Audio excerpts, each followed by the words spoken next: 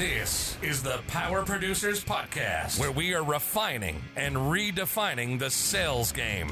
Rule number one is you have to believe in yourself. You're the only one who doesn't think you belong in this appointment. The prospect has already validated your existence by scheduling time with you. Get it through your head you belong here, go in there, crush it, and close the deal. A place where sales professionals can come to learn from other sales professionals and thought leaders that have mastered their craft. The difference between a good salesperson and a best-in-class salesperson is only 2 minutes. By spending an extra 2 minutes on what you might think is a mundane task in the sales game, you separate yourselves from the pack, you grow your book of business, you close more deals, and you retain your accounts. As well as their peers who are still striving for perfection to achieve their why. I have a wife and 4 kids. Failure is not an option. Real sales professionals, real stories, real results. Are you ready to feel the power? Hey, everybody. Welcome to the Power Producers Podcast, where we are refining and redefining the sales game. I am flying solo today because, well, life has happened to Kyle. He was sick. Now his mother-in-law, who cares for Nash, has had neck surgery, and I think that Nash may be getting sick. So even though he's technically not contagious over the podcast, I don't want him anywhere near me. I'm actually supposed to be flying up tomorrow morning. My wife and I are flying to New York so that I can take her Christmas shopping. I just, we'll see how that goes, right? But I have got... That sounds dangerous. Yeah, it is. I have got Daniel Metcalf and Chris Steffl from CyberFin with me today, and we're going to talk about all of the things they're doing to make waves in the commercial insurance industry for producers and agencies who are wanting to become better at using cyber to establish relationships and also provide what everybody promises but rarely delivers at the point of sale using the tools that are currently out there today. So, guys, welcome. You know, this is going to be a good conversation, I think. But before we get into it, why don't each of you take just a couple of seconds, as we always do, and kind of give the backstory of who you are, where you came from, and how you got to where you are now. And then we're just going to jump in and get after it as far as CyberFin goes, because I'm excited to have that conversation. Absolutely. So my name's Chris Steffl. I'm second generation in the insurance business, grew up in it, and actually have had an insurance wholesale company working with commercial property casualty reps on life and long-term care and disability for the last 20 years. And we went through a big cyber upgrade for our company, putting the tools in place, and realized that the commercial reps we were working with needed not only their agencies to be upgraded for cyber security, but also their customers. And so we spent the last couple of years helping out their customers, but then in turn, help drive cyber liability sales for them also. So thanks for having us. Appreciate it. Absolutely. Yeah, Dave, thanks for having us. My name is Daniel Metcalf. I'm one of the managing partners here at CyberFin.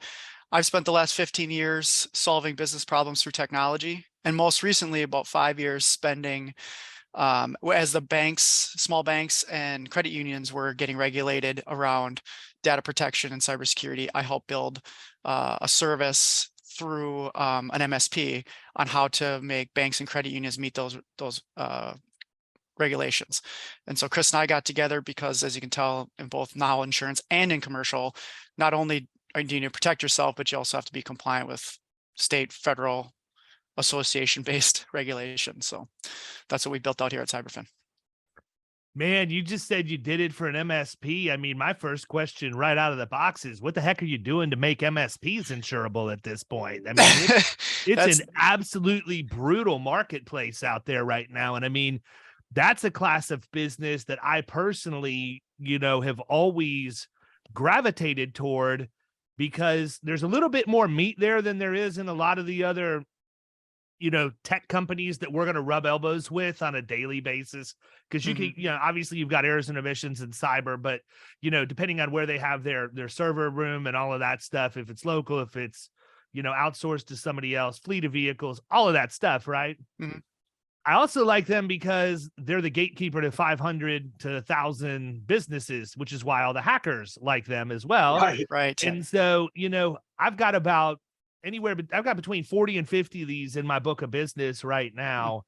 And if we were to look at what has happened to rate over the course of the last 5 years, but predominantly the last 2 to 3 years, I've got accounts that are paying triple what they were paying 5 years ago. Right. And right. they are the good ones, right? These are the Yeah. ones that the underwriters come back and say, man, y'all have great controls in place. We're giving you preferred pricing. And I'm like, this is preferred pricing.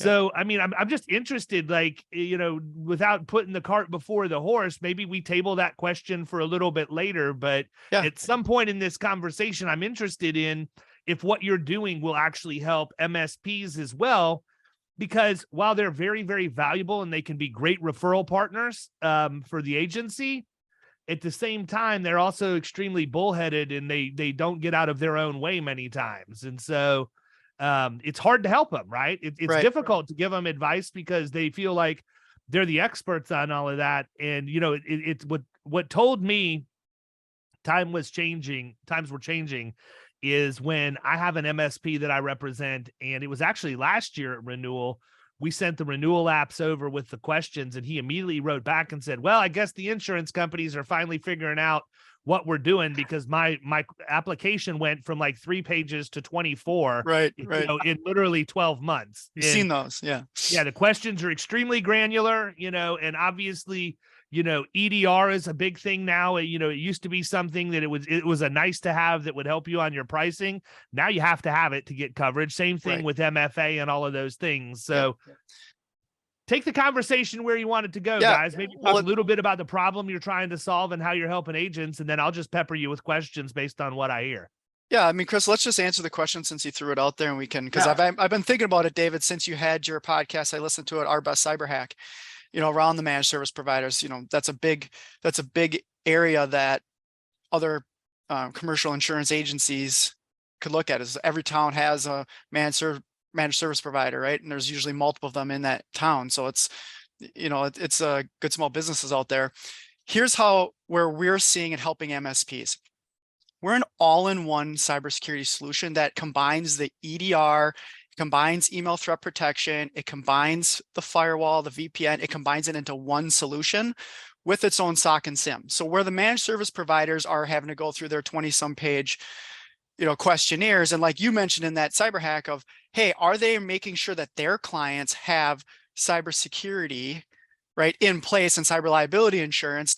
Are they requiring that in order to be part of their managed service agreement? Like I saw that in there, right? So this is a way we're getting MSPs coming to us, David, and saying, look, we have a piecemeal solution. I can't get all the different pieces on my client because of budget or because of I don't have access to the licensing agreements that you have, what it might be. I love that I now have an all-in-one solution. I can keep the uptime, right? So managed service provider, I'm handling the uptime. You guys handle the security side of it. And that's how we're partnering together. And that's giving them lower premium. The premiums are going down because now they can put in the solution that includes multi-factor authentication, that includes EDR, includes ETP on all of their clients. It's lowering their risk profile. So they're getting the coverage that they A, need, and B, they're getting it for a premium they can afford. And it's not going up by 5X and 10X. And you're not getting the phone calls, or your reps aren't saying, I might drop it. Right? Because it's just not worth it's not worth the squeeze right now. Or, oh, I'm not willing to go with the cyber liability yet until I, get my customers up and running. And how long is that going to take if they do it piecemeal? That's how we've been helping the MSPs and the commercial insurance companies. I'm on the edge. He just froze up. That's all right. No, I've got the gist of it. I think one thing that I think would be helpful, and they would never admit this, but my peer group doesn't do really good with technology acronyms. Like they see that it's asked for on an application, like EDR, for example, they see that it's asked for on an application, or ETF or whatever. While he's getting himself frozen, why don't we talk a little bit about what some of those acronyms are that Daniel just used?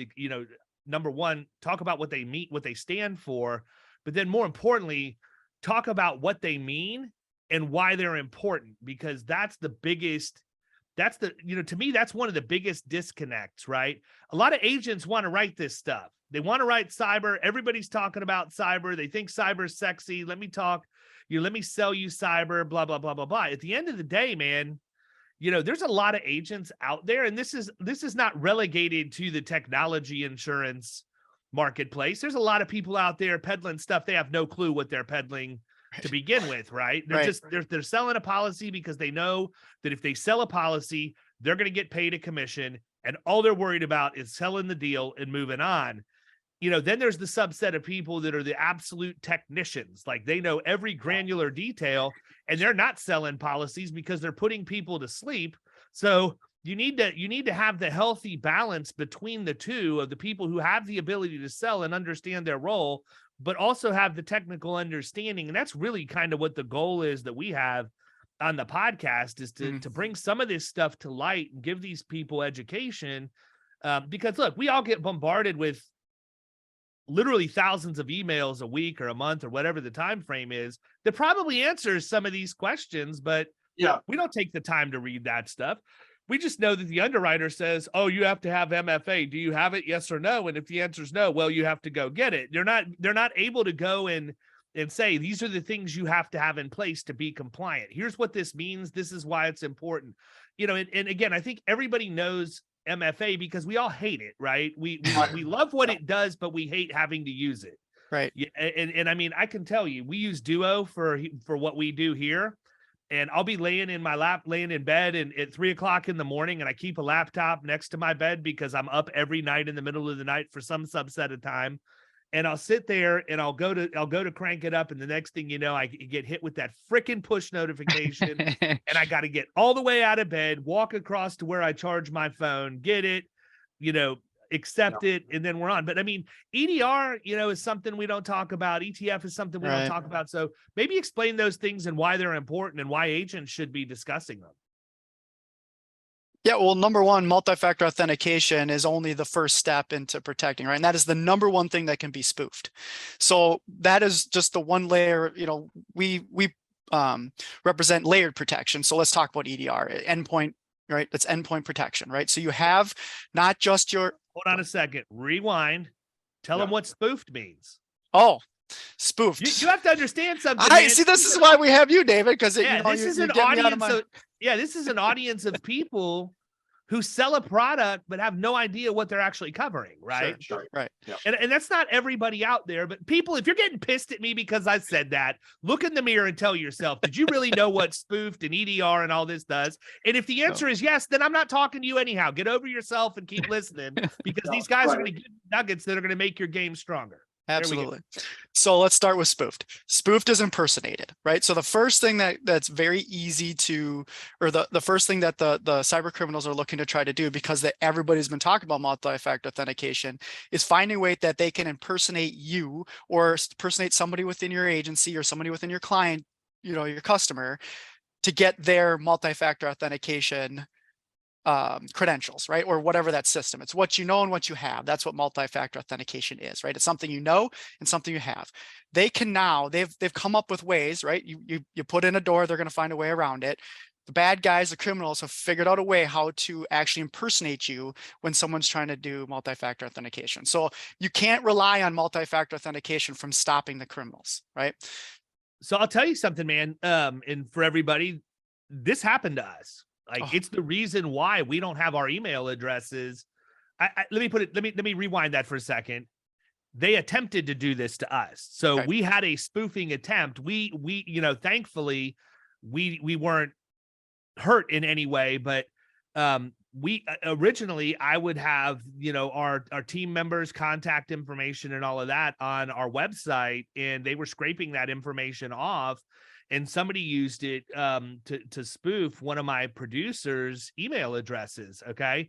And I mean, this thing goes deep, man. And if I didn't spend the amount of time that I did in retail, having to research employees that were finding creative ways to steal from me, I probably wouldn't have been able to figure this out. But I actually ended up figuring out exactly what these guys did from beginning to end. So I'm going to tell the story quick because I think everybody needs to hear this. This is something that could easily happen to you, and you want to make sure you're protecting your information and your team members' information from the public domain for this very reason. So my buddy Greg Hogan lives up in New York. He just bought himself a place over on St. Pete Beach, but he used to come down every winter and visit St. Pete Beach.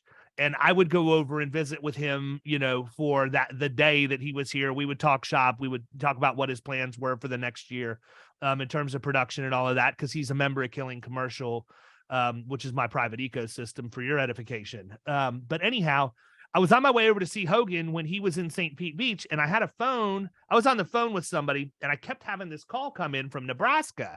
And typically when I see a call coming in from Nebraska, I think it's either Applied Underwriters because they're in Nebraska, or PayPal because PayPal's in Nebraska. And some subset of my billing for Killing Commercial is done through PayPal. So I was trying to figure out, maybe they were trying to get me to take some capital from them or whatever else.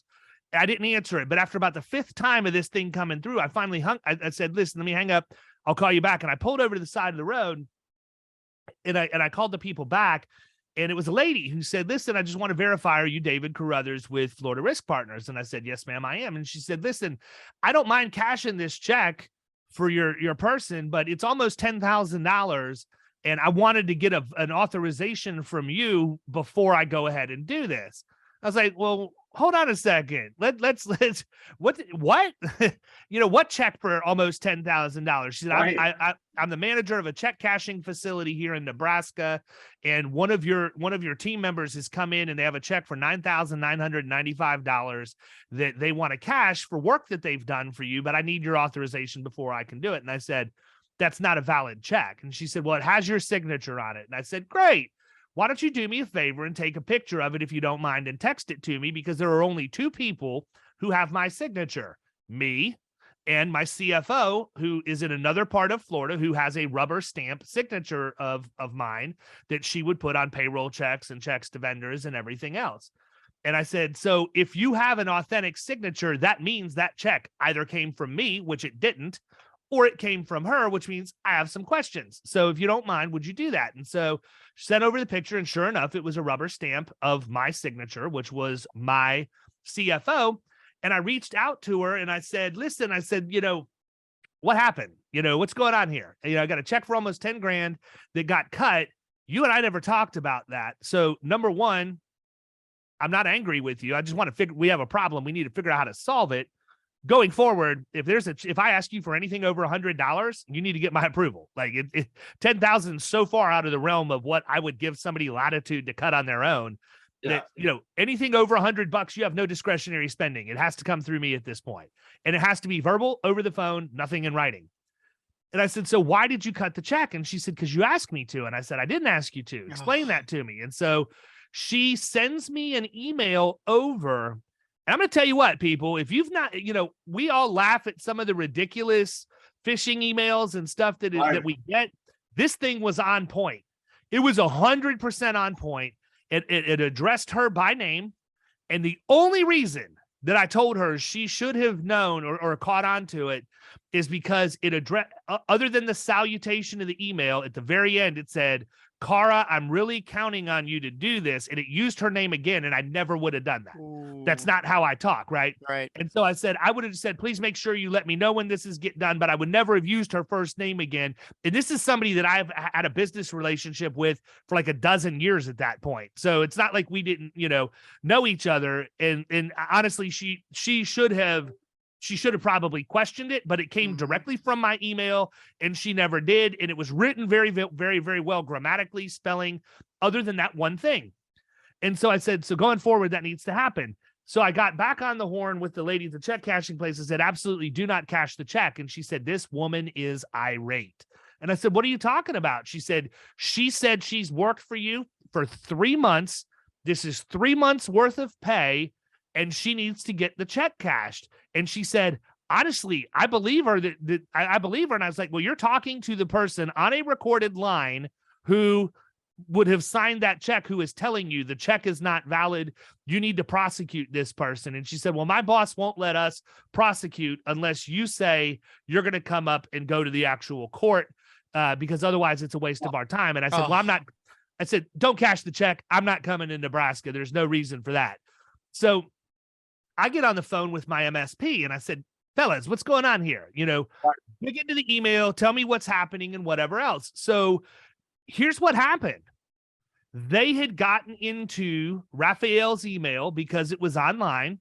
They got into his, they somehow got into mine and was able to spoof mine.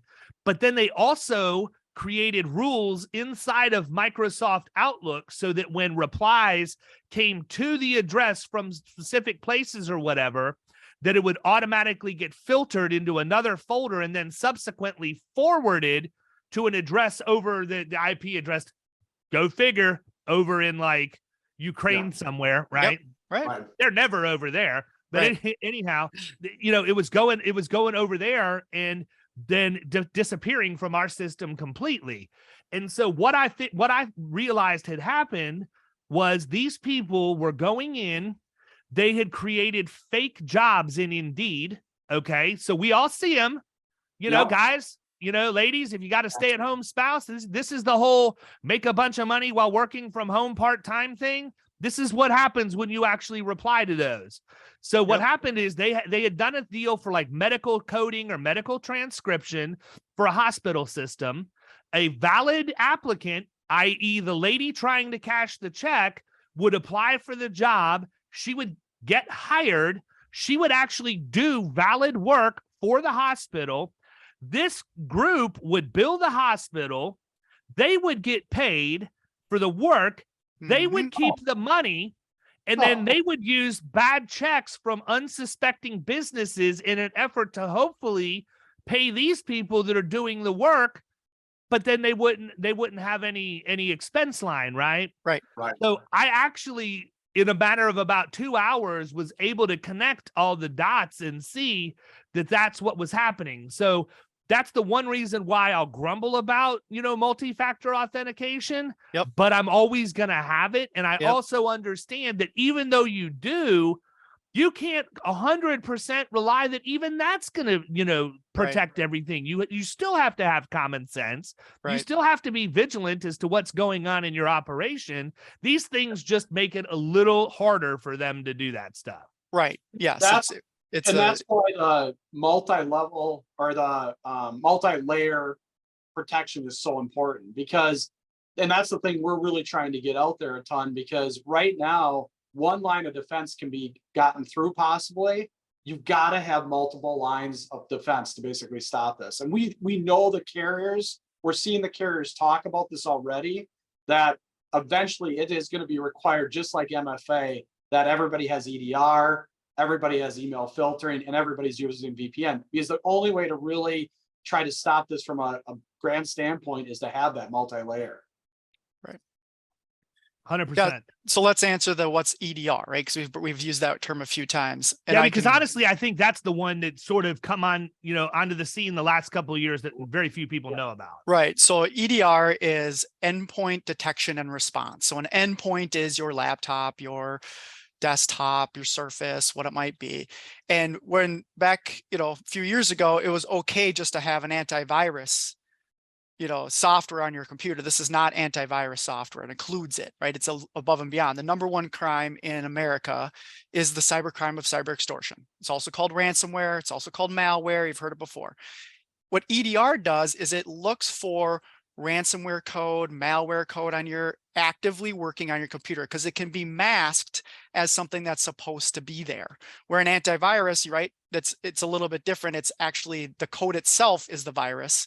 This is it looks like it's a file. It looks like it's a, something number one place, people. By the way, at this time of year, every one of you are using, or at least if you're not, your spouses are, but the browser extensions for shopping applications that search for coupons and all of that other stuff that looks so innocent, not so innocent. That's exactly how they're getting in. 100%. You hit it right on. So an EDR and endpoint detection response is actually going to look for anomalies or activity on each file, right? So it's looking for the file to be doing something it's not supposed to be doing, right? Or when it's not supposed to be there. So, and it sends off little alerts, right? That's the detection part of it, to a cybersecurity professional, like, working at CyberFin who's going to go in and respond to it, or the software itself is now has AI and machine learning. We can get into that scary subject at another time, maybe, that goes in and actually isolates that ransomware code and gets it off the system, right? So, and then if you call and say, hey, I had a file that was supposed to be there, and we say, well, no, it was a ransomware file, we can tell, we'll tell you that. Or if it's supposed to be a legit file, we can clean it up and make sure to get it back on your computer. That's what EDR does. And that's why it's so important, because it looks like it's supposed to be there, right? And antivirus doesn't catch it. And antivirus is only as good as how many times you don't hit snooze, right? When you're supposed to be upgrading. This upgrades in real time because every time the device is connected to the internet, right? Which gets us to the next layer of protection, which is your VPN, right? You're always on VPN, which is looking for the anomalies within it's your own private network of running off the internet that has all the doors closed, that if someone's trying to do something that's not, not supposed to be there, it's going to shut the door on the internet traffic going both in and out, right? And you don't have to be in a building and underneath a firewall to make sure that you can protect your internet traffic, right? So that's the layers that we're talking about. They take it to the next layer down is email filtering. So do you mind if I tell a scary story, since you just told a scary story? Go for it, man. I love scary stories. All right, so here's a scary story. So it came from a legitimate email address, just like you said, right? So they used a hack. It's in the middle of nowhere, Wisconsin, right? I don't want to say the name because then maybe, I don't have, someone's going to find out, but it's from a small town in the middle of Wisconsin. They had given up their credentials, their login and password to their email. Okay. They went in and they sent an email. They figured out all the people they've hit sent emails to other agents, right? So maybe they cross-sell business, maybe they, or refer business or whatever it is. And they created an email that said, check out this RFP. What do you think? Was the first email. And it wasn't a document. It looked like a document as an attachment, but it really was a web address. So you clicked on it and it went to a web address, and it says, and so it was a legit, it had a www, it had HTTPS. So it looked like a legit website, and it was a form that we'd use, like a Google form, right? Like a Google survey. And it said, oh, if you want to download this RFP, pick a date, right? So you have to pick a date, what today's date was. So it made it look like it was extra security. Pick a date, so we know you're not a robot. And then it took you to a nefarious website, to a bad person's website, right? A criminal website. And it says, oh, if you want to download, so you have to put your email address and password in. Of course you do. We followed the chain between 6 agencies that did it. Now, thank goodness, every agency that works with us, it got hit by the MFA stop, right? But also it eliminated, here's where email threat protection comes in. It filters all the emails coming in. Our filtering tool actually caught it and said, wait a minute, this doesn't look right. Why would a web address be an attachment? And it stopped it from getting actually sent. It made it to one individual, but it didn't get sent to the rest of the people within the organization, right? So think about it. They just lowered the overall risk, because instead of all 30 people getting it, it went to one, and that person, thank gosh, didn't click all the way down, right? So they said, oh, this looks weird, and deleted it. That's how sophisticated these attacks are getting. And they're specifically going in and figuring out, they're not just taking the time to just like email 1 million people. They're seriously looking at all the emails, and they're putting things in place, like you said, redirecting, going into the actual administration of your O365 and making changes to it to their benefit.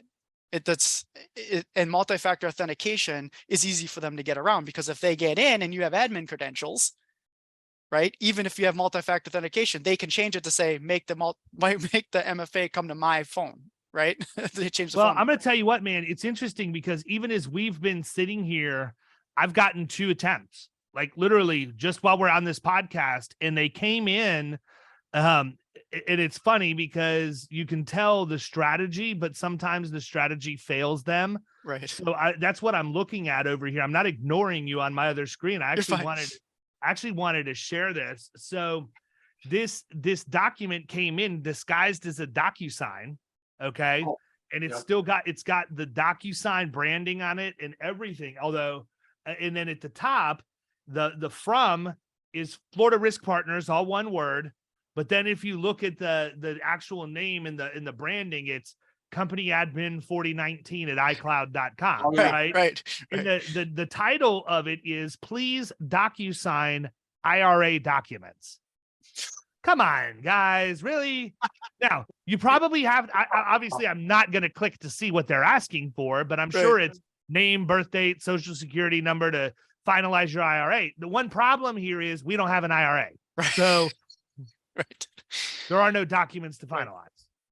Right. And that's what we say. That's like that's the mass criminal version of it. They've gotten more sophisticated, especially to businesses, right? That's why small to medium-sized businesses, they're getting more sophisticated because they know that's where the money is, right? You're still hearing about the big, enormous hacks that are going on at very large companies, right? You're still hearing that, but less often. And most of them are happening because they're going through a small vendor. They're going through a small business. We've heard it over and over again, right? They found a way to get into the subcontractor who does their, paints all their buildings for them. And that subcontractor sent them they got into that subcontractor's email and sent an email to somebody at the bigger company. Like that's kind of how they're getting more. They have to get more and more sophisticated to say, okay, which of these companies inside their sent file or their received file can I go and send an attack to, right? It's not just hitting a button and going out to 1 million people like the one that you just received there, right? That those are becoming less and less because they're not as profitable. The ones that are profitable is taking the extra time to go after these small to medium-sized businesses and really get sophisticated. And that's why we keep harping on it. But that multi-layered security, that's what allows it to slow it down, because criminals are still lazy at the end of the day, right? If they see that, hey, look, they're protected with all these different layers, that's way too much work, because I know I can just go down the next door to somebody that only has multi-factor authentication on, right? Right. Or So- nothing. Or nothing. Correct.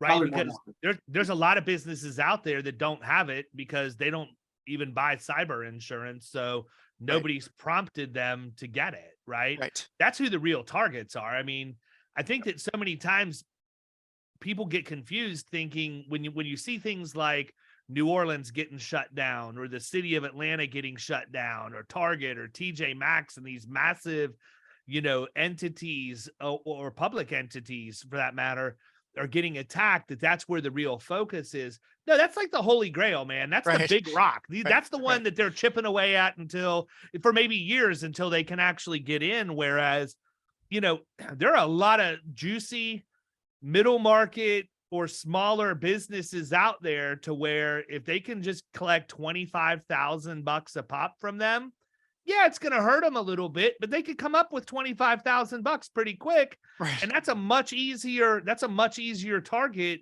than the big ones. And that's really, I've even seen claim scenarios before where they're just drafting bank accounts for like a dime a night, but they're doing it like millions of bank accounts, and the money they're generating is insane. I don't remember what the statistic is, and I don't know what it is per se for 2022. My good friend Scott Bean, who is an MSP and a client of Florida Risk, would tell me to the penny, but he always knows exactly how much money has been extorted from people or whatever through ransomware attacks. And these guys make the mafia look like it's romper room, man. It's insane. Yep, absolutely. And that's there's no too small of a company. We've dealt with companies that are, size of one that lost millions to ones that are, thousands that have lost it. And again, the news is never going to talk about just the 22 days of downtime, the $200,000 in ransom that they paid, and maybe the $1 million in lost revenues over a year. That's not big enough for it to be on the news. And that's why I don't hear about it. Right. Right. But that's why they're hearing more and more on the news, the collectiveness of it, right? $40 million lost in lost productivity over the last quarter in ransomware and malware attacks just in 2022 alone, right? If you add them up as bigger numbers, then you start to see what it looks like. So, right, man, I think the thing that's interesting too is we sell this stuff, but we really we don't know, the insurance is a Band-Aid. And if you're really going to be a great practitioner out on the streets, I don't think you need to go get a degree in computer science or cybersecurity or anything, but you have to understand the working terms, number one. But number two, and even more importantly, you have to be able to explain that to the people that you represent, because that's where the real disconnect is going to come. You may have the ability to understand it yourself. You may be willing to do it for your agency, but you're going to have some uncomfortable conversations with your clients through this process, because you're going to get pushback, right? Oh, well, that hasn't happened to us before. Well, how do you know? That's my first question. How do you know? I have a family member that's in federal governmental law enforcement and has specific experience in dealing with cyber crime, and in the stories that he would tell, it coupled with, again, my experience in retail. We used to call them gypsies in retail, because they'd come in making a bunch of noise. They'd hold a newspaper up like they were reading it, but it was actually to cover the security cameras so you couldn't see them, and all of this. And they would come in, and their goal was to gain access to your office in the grocery store so they could, get the safe or cash drops or whatever they could get quick and get out. But what my relative was telling me is, you really need to pay attention to where you're sliding your card. Obviously we see the things about the gas stations and everything else, but he said one of the easiest systems for people to breach are these point of sale terminals, where you see the Ethernet cable or the USB cable or whatever plugging in, and they're sliding the card on the side of the monitor, because they work in teams of two, and they'll go into a place that's not heavily staffed, like a golf pro shop, right, at a golf course. And so one person will go and pretend like they're looking for a golf shirt, and they're going to look for one that's missing the size they would need, and they're going to distract the person, have them go see if they have it in the back or whatever else. And in the time they do that, the other person's up at the front. They unplug it from the back of the CPU. They put their filter on, plug it back in, and then they wait a month, 45 days, 2 months, whatever. And that thing's capturing every single ounce of information that's running through that point of sale terminal. And then they just come back and do the same thing, and they take the filter off, go on their way. And now they've got everybody's info. Right. And that's where the VPN, that's where we've been really pushing the virtual private network, would catch, hey, is this money really supposed, is this internet traffic really supposed to be going to Russia? Like, do you really do business in Nigeria? Do you really do business in such and such? Or do you have a bank? You don't have a bank in, even in the United States, right? You don't have a bank in Arizona if you're in North Dakota, do you? Like, it'll catch it and stop that traffic and block it until someone can actually confirm it's supposed to be going where it's supposed to be going. Yeah. Well, I think the one thing we found too is just, each industry is kind of unique too. So, I mean, we've worked with different associations too, and it's interesting as we dive deeper into what each of those industries do, how we can protect them, and how they're unique and what their risks are. And so that's one thing that's been kind of interesting, because like you brought up, like grocery stores or a golf pro shop. I mean, everybody's got a little bit different risks that they're dealing with, or open holes, but they're very similar across industries. Right.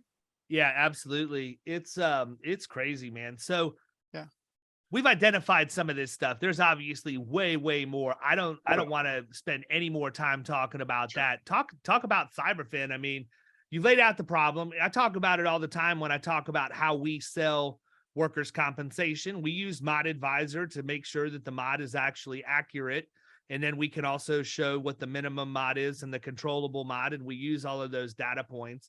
And there's a lot of agencies out there that have the ability to do that. But I think that the number one disconnect is that that's where they stop. They don't ever, they're able to go out and they can give you the diagnosis, because that's what's going to get them hired.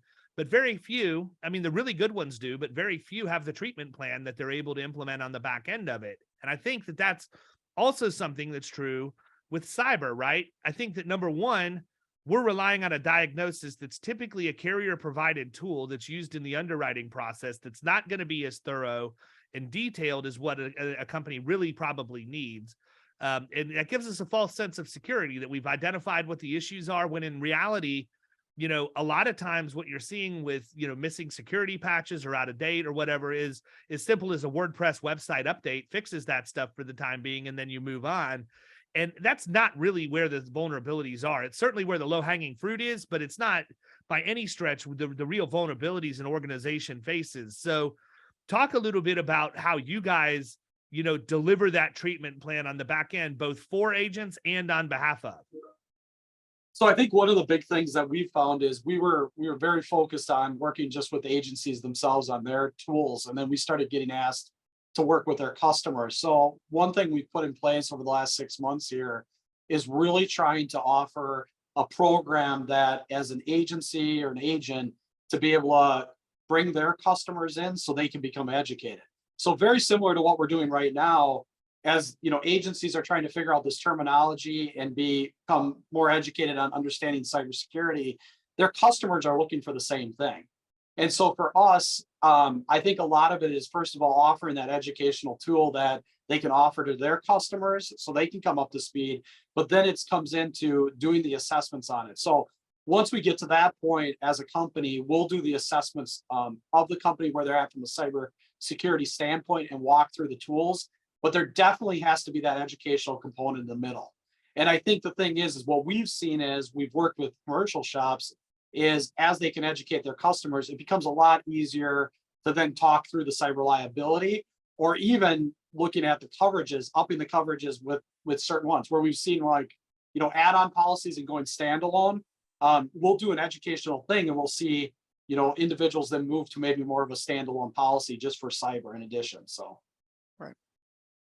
Yep. So yeah, that's the step-by-step on how it works, David, is we go out now and we've seen it, right? Not everybody knows exactly the terminology. They don't know, they want to sound educated. So we're offering this educational programs for not only themselves and their agencies, but also if they want to bring in some customers or prospects, right? And say, okay, we're going to do a workshop, or we're going to do a webinar. We're going to do a lunch and learn, whatever it might be. And we're going to go and educate you on the, what's going on in the cybersecurity world and what you need to do to best practices to protect yourself.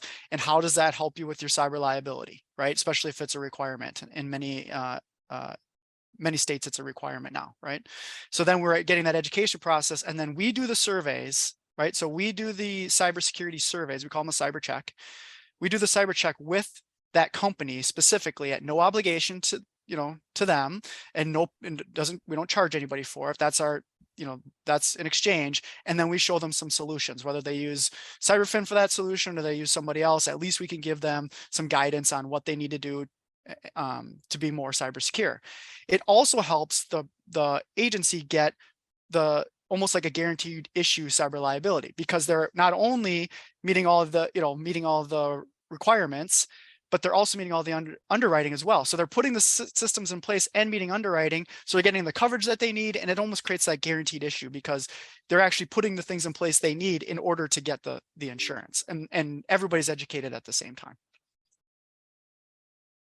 Yeah, that makes a lot of sense, man. I mean, I've been thinking about this a lot the last couple of years, and I honestly believe, New York has already gone down this road, but I think that you're going to see that at some point in the very near future, cyber liability becomes compulsory, just like workers' compensation. It is, yeah. And at the end of the day, I don't want to make a blanket statement, because certainly there are good employers out here who don't subscribe to this thought process. But the reason workers' comp's compulsory is because, let's just call it what it is, people aren't going to buy it unless they have to, even though that's the best way for them to take care of the people who work on their team, right? They're just not going to do it because people by and large want to save money, and they can't constantly tripping over hundreds to get to singles, right? So, I'll save money on premium. Meanwhile, they get sued, because of something in, it is what it is.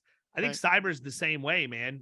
People should have cyber liability, not just to protect themselves, but to protect your clients, man. Right. Just like the MSP, insurance agencies are a gateway to a whole lot of other people. And, we do have personally identifiable information on hand. We do have things, that could cause some damage if it got into the wrong hands. And sadly, I think businesses at large still just don't buy the coverage because they view it as an extra expense that, they don't need. Nothing's really ever happened to them before. And then by the time that it does happen, it's too late, Just the ability for the carrier to help you make sure you're in compliance with all of your reporting requirements to the different governmental agencies and helping you streamline that process is worth whatever the premium is in and of itself. Try hiring a PR firm to go do those things for you. Try taking time out of your day, number one, to go read all of the requirements and then comply with them. Like, I've said this from the very beginning. And when I say the very beginning, I mean, like, literally like the last 5, 6, 7 years, as cyber has grown more and more popular as far as, and I still call it a buzzword. It's a buzzword to agents. It's not something that they view as vital or necessary, but When cyber first rolled onto the scene, it's exactly like employment practices liability was 15, 20 years ago. Everybody heard about it. Everybody wanted to sell it because it was a way to make incremental commission for yourself and for your agency. It was easy to have a conversation around. It was priced thin because there wasn't really any actuarial data that talked about how everything was going to pay out. And so they wrote a ton of it for a couple of years. And then what happened? The claims started coming in, right? The economy tanked, the real estate market tanked, and people were getting laid off. They were getting terminated. And what did they do? They'd start filing wage and hour suits. They'd file discrimination. They'd file wrongful termination, whatever. And so the underwriting community had to scramble. They tightened up the underwriting appetite. They started putting sublimits or exclusions for things like wage and hour on the policy. Why did they do that? Because that's where they were paying the claims money from. And wage and hour violations to some degree are pretty much intentional, for all practical purposes. Right. There's a difference between a clerical error on a payroll and not paying somebody overtime for 27 years. Okay. Like there's a big difference. But that stuff started getting sublimited. Then pricing went up, and the market became really, really hard. And they underwrote financially. They underwrote, the applications by asking a lot more questions and paying attention to the answers. And over the last few years, pre-COVID, it started to relax a little bit and started to make more sense because we got our arms around it. I think we're at the point right now with cyber where it's sort of been the Wild West to a certain degree, where people have just been writing it. We've been relying on the scans that are provided by the carriers. The carriers have been relying on the scans that they provide, and they think that they've got a good handle on what's really the exposure of these accounts, and they're finding out from claims activity that's not the case. And I mean, I've heard on the streets that there are carriers out there that have actually had to go and acquire other carriers just because they were out of capacity in their current contract. Wow. I'm not surprised. I mean, I think the one thing since we've been in this, I'm surprised at how many small businesses, just we're in Minneapolis area here. I'm amazed at how many small businesses we hear every day that are going through breaches. I mean, it's much greater than when we even started this that I thought was going on. And I think that's scary because how many actually have coverage? And as they get more coverage on these companies and go through the breaches, I mean, you just see the claims going up more and more. Cool deal. So what have we missed, guys?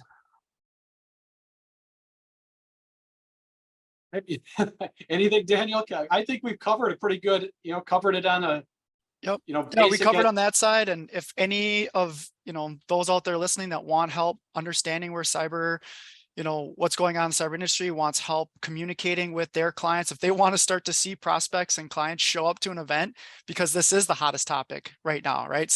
You throw cyber and you're going to have customers show up and you're going to have prospects show up to your events, just from an education standpoint. Reach out to CyberFin. You can find us at protectme@cyberfin.net. See, find us on our website.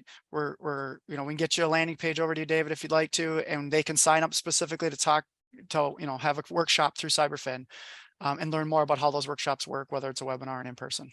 We're here to help as many people as we can. Yeah, I think what I would like to do is maybe what we do in 100% up to you guys. I don't mean to put you on the spot, but I think it would be really cool, probably right after the first of the year, just to do an open forum webinar and bring as many agents onto it as possible. Let y'all do your thing and go from there. So yeah, happy to. Let's plan on doing that. We'll announce that when we get some firm dates or get a firm date set around it. But I think that's one that every single person listening to this and a whole lot of people who aren't listening to this should probably be on, because this is the stuff you need to know. And if you're one of those mealy mouse people that bitches and moans about losing business because your client leaves and you think it's because they got a cheaper price somewhere, or because, it's their buddy or their friend that wrote the insurance, let me assure you, it's probably because you don't know things like this, right? Sharpening the saw is a responsibility every single one of us needs to take seriously, yet I see way too many people in my peer group just go into these online CE places and joking about how fast they can get it done. Meanwhile, I'm laughing the whole way to the bank to cash the checks I'm making off of taking your accounts, because I do take this stuff seriously, and so does my team. So when we put that out, I would highly recommend everybody that's within earshot signs up for it, and phone a friend and tell them too, man, because this is not going to get any easier. It's going to become a more and more difficult marketplace to navigate, and God forbid it becomes compulsory, because then the carriers can do whatever they want with it. Now everybody has to have it. What happens to pricing in a market where it's a requirement?